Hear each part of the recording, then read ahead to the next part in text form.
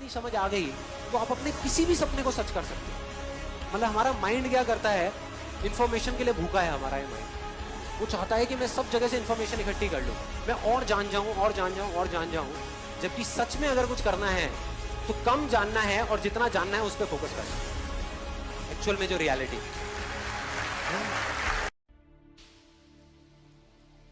जीवन को सफलता और विफलता के तराजू से नहीं तोलना चाहिए। जिस दिन हम सफलता विफलता इसी के हिसाब लगाते रहते हैं तो फिर निराशा आ जाती है। हमारी कोशिश ये रहनी चाहिए कि एक ध्येय लेकर के चलना चाहिए। तो मेरा जीवन ऐसा है जिसको हर कदम विफलताओं का ही सामना करना पड़ा और मैं सफलताओं का हिसाब लगाता नहीं हूं, न सफल होने के मकसद से काम करता हूं। एक लक्ष्य की प्राप्ति करनी है, अपनी भारत मां की सेवा करना। कभी रुकावट आए, कभी कठिनाइयां आए, कभी 2 कदम पीछे जाना पड़े, लेकिन अगर उस ध्येय को सामने रखते हैं तो फिर ये सारी बातें बेकार हो जाती हैं। तो एक तो सफलता और विफलता को जीवन के लक्ष्य को पाने के तराजू के रूप में कभी देखना नहीं चाहिए, लेकिन विफलता से बहुत कुछ सीखना चाहिए। ज्यादातर लोग सफल इसलिए नहीं होते हैं कि वो विफलता से कुछ सीखते नहीं। हम विफलताओं से जितना ज्यादा सीख सकते हैं, शायद सफलता उतना हमारी शिक्षा नहीं देती। अगर सपने देखने हैं तो बनने के सपने कम देखो, करने के सपने ज्यादा देखो। और एक बार करने के सपने देखोगे तो आपको उसे करने का आनंद और आएगा। विफलताएं आएगी तो भी, रुकावटें आएगी तो भी आपका लक्ष्य कभी ओझल नहीं। ज्यादातर लोगों का क्या होता है, अगर आज कोई अच्छी मूवी देख करके आ गए और आप पूछोगे आप क्या चाहते हो, तो शाम को कह देगा मैं एक्टर बनना चाहता हूं।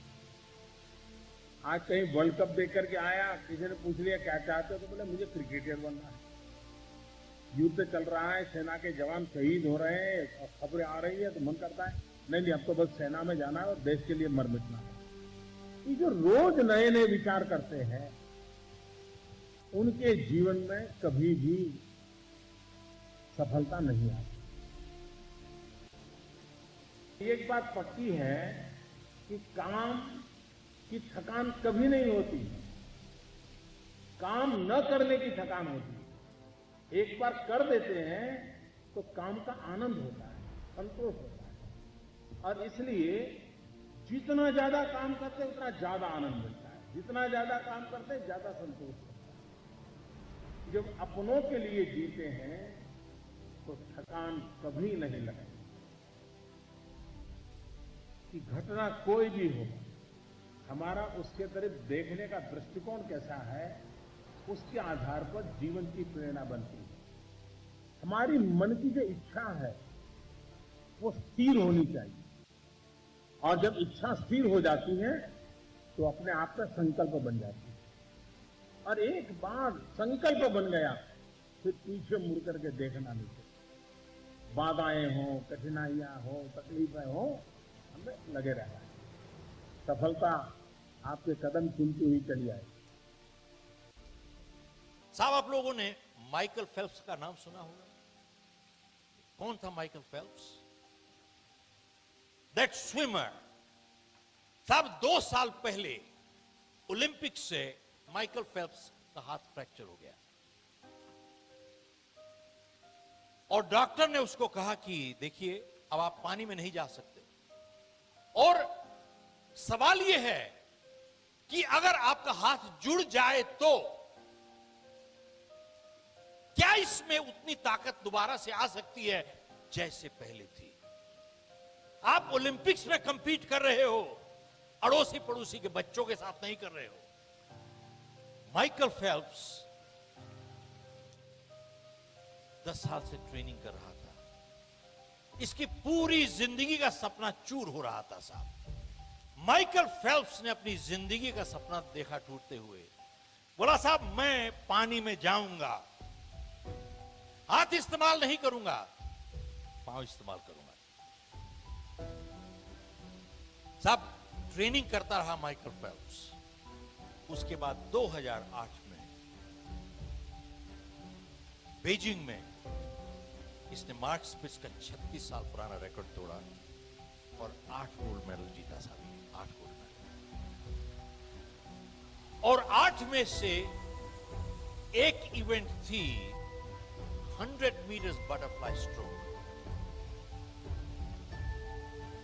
अंदाजा लगाइए कि माइकल फेल्प्स